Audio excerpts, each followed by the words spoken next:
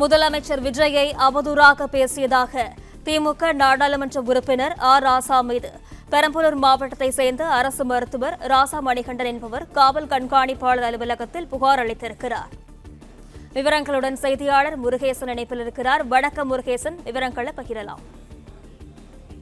பெரம்பலூர் அருகே இருக்கிற அம்மாபாளையம் கிராமத்தில் செயல்பட்டு வரும் அரசு மருத்துவமனையில் மருத்துவராக பணியாற்றி வரும் ராசா மணிகண்டன் என்பவர் ஒரு புகார் மனு ஒன்றை பெரம்பலூர் மாவட்ட காவல்துறை கண்காணிப்பாளர் அவர்களிடம் அளித்திருக்கிறார். அந்த புகார் மனுவில் கடந்த மாதம் 25ஆம் தேதி திருவாரூர் கலைஞர் கோட்டத்தில் முன்னாள் முதலமைச்சர் மு.க.ஸ்டாலின், முன்னாள் அமைச்சர் மற்றும் பெருமக்கள் முன்னிலையில் நடைபெற்ற முன்னாள் அமைச்சர் மதிவாணன் அவர்களின் இல்ல திருமண விழாவில் பங்கேற்ற திமுக துணை பொதுச் செயலாளரும் நீலகிரி தொகுதி நாடாளுமன்ற உறுப்பினருமான ராசா கலந்து கொண்டு உரையாற்றியதாகவும் ஊடகங்களில் அதனை பார்த்ததாகவும் வலைதளங்களில் மற்றும் சமூக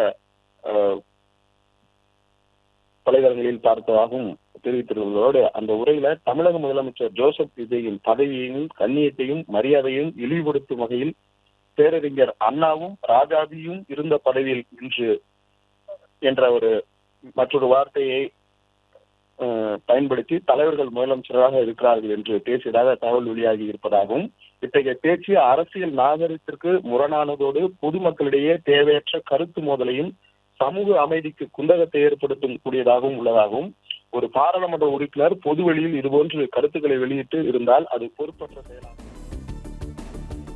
முருகேசன், விவரங்களுக்கு நன்றி. மற்றும் ஆப் ஸ்டோரில் இருந்து பாலிமர் செயலியை QR கோடு மூலம் பதிவிறக்கம் செய்யுங்கள். செய்திகளை உடனுக்குடன் பெறுங்கள்.